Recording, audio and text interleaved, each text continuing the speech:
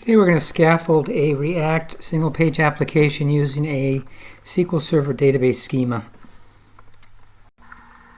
We're going to use an existing SQL Server database to create our application. It's a simple movie application. There's an actor table, a movie actor table, a genre table, and a tagline table. And then we have a couple of miscellaneous tables we want to exclude.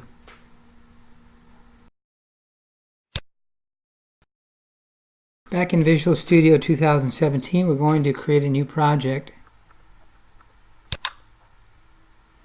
We'll select the React Turbo Scaffolding project template.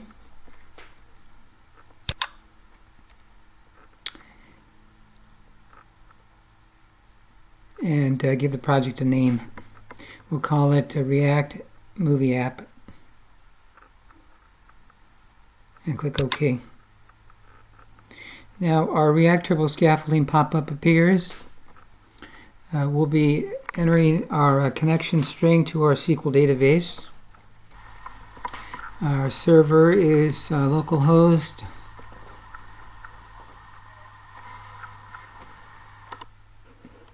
SQL 2012.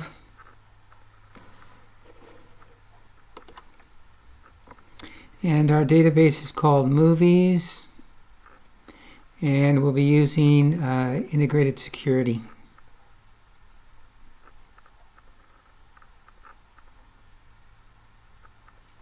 This is a SQL Server database, but it just as easily could have been a MySQL database.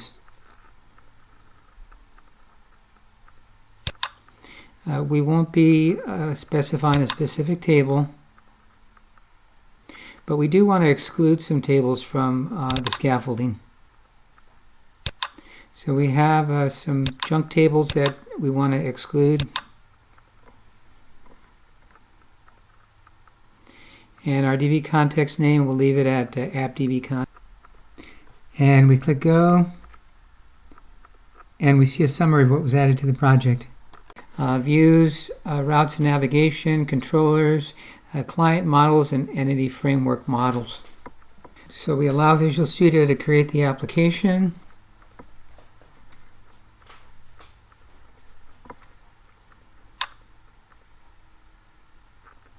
And there we have it. Now before we can run the application, we have to right click on npm and select Restore Packages. Then we can rebuild the application. Now the build is going to be delayed until all the npm packages are installed, which can take between 5 and 10 minutes. So this is a good time to go get some coffee or check your email and check back in about 5 or 10 minutes. While we're waiting, we can take a look at our application and see what was generated. We have a folder called Client App, which has a subfolder called Components. And we have a React component for each of the tables in our database. So we have an actor component, a genre, movie actor, etc. Tagline. We also have Web API controllers for each of those components. We have our actor controller, genre, home, movie actor, and movie controller, and tagline.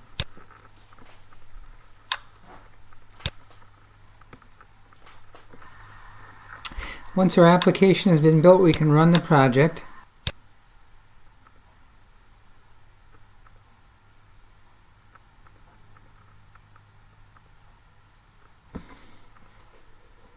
And there it is. We have all our views on the left hand side. We've got an actor view,